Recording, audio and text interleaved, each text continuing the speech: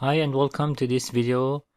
Is Flutter worth learning in 2021? This is what we are going to talk about in this video. Because we are spending time and effort in learning Flutter, it's important to know that if the Flutter is still in top among the other programming languages in 2021. Let's go through some of the facts. Flutter is based on the Dart programming language, which the Dart itself was released by Google in 2011, and Flutter was introduced in 2018. So before 2018, the Dart wasn't really popular, but after 2018, Flutter became the reason that Dart is now very popular. Now some companies like Alibaba, they are transferring to Flutter in their application to take advantage of the Flutter language. Every year, some sites announce the top programming languages. For example, Challenge Rocket announced the list of top 10 programming languages, and the Flutter was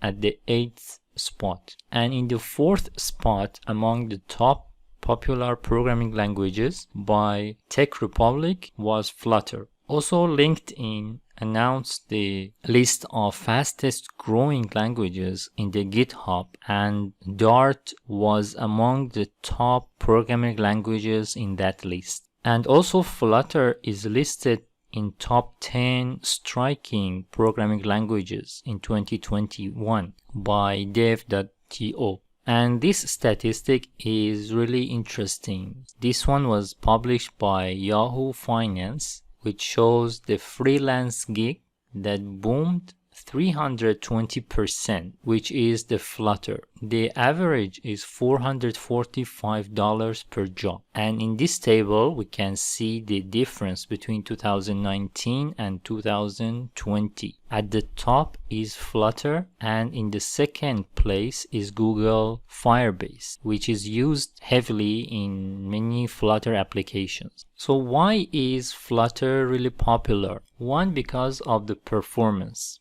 Because performance is one of the biggest questions when someone tries to develop an application that is cross-platform. And Flutter has managed to be at the top with good performance when it comes to the applications. And nowadays, Flutter is really close to the native applications in terms of performance. The second one is building beautiful interfaces, and Flutter is great in this category as well because it lets you build very interesting and beautiful animations and interface with lots of widgets. And based on their compatibility with Android and iOS and material design and Cupertino design, you can build very nice interfaces in Flutter. The third one is fast development. It's very important to develop an application that you want to show, whether it is prototype or an application for production. And Flutter takes this to the next level with hot reload feature. You just make a change in the code and instantly you can see the output. And the fact that this works cross-platform, it is very important in terms of speed for development. Which brings us to the next point,